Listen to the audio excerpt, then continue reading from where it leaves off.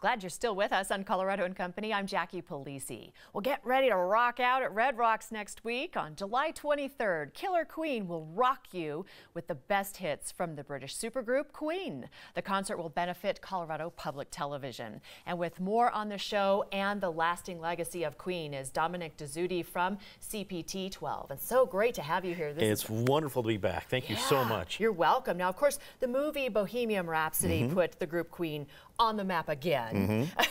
But it gives a little background about the group, and they play such a significant role in rock music. They absolutely have. And you realize when you see the history of Queen how much they have really inspired. They've been so influential as a group.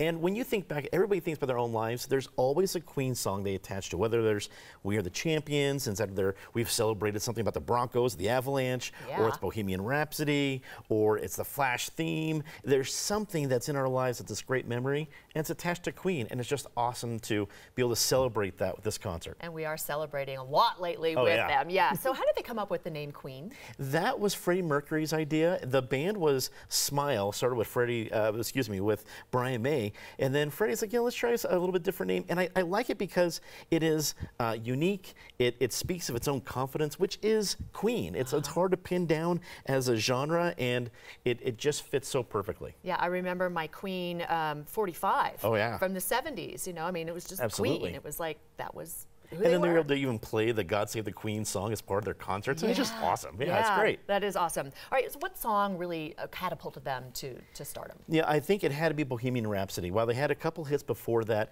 this was a song they had to take such a risk on. I mean, it's over 6 minutes long for the radio. That's nuts.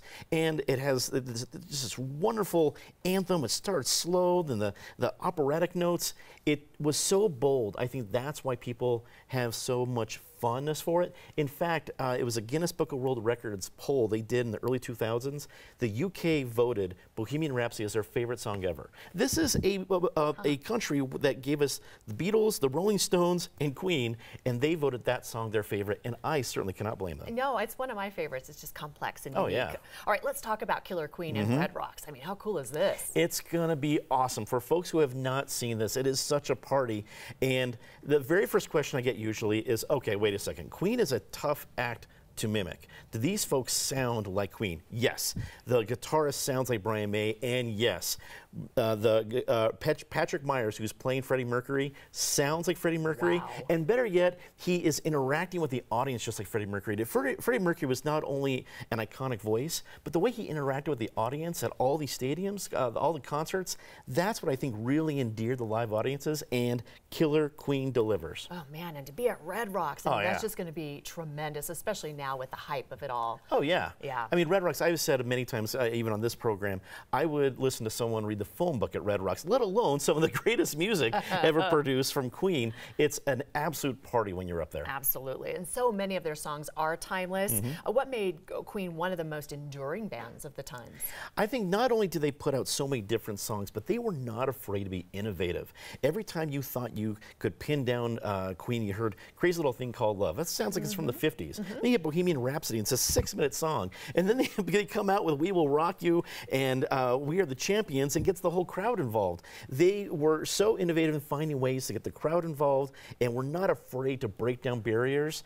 And I think that just finds a lot of passion in fans around the world. Absolutely. So why are benefit concerts like Killer Queen so important to CPT 12? Well, we pride ourselves in providing a lot of local programming. What I want to make sure folks know is that the local dollar spent at a local concert at Red Rocks is going to support more local stories, whether it's told on Sounds and 29th, our music show, or a street level or a magazine program. And during this little program we do, Colorado Inside Out, on Fridays, all of those local stories will be told with these local dollars, which I think all of us really want to know more about our own community. We're proud to deliver that through the help of all the folks that come to these concerts. We know that you are. All right, so I mentioned that Bohemian Rhapsody was my favorite song. What's your favorite Queen song? I think it's got to be We Are the Champions. It is sung by so many people with so much confidence, so terribly around the world. It is absolutely one of my favorites.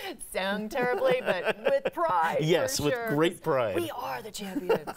Dominic, thank you so much. Absolutely my pleasure. All right.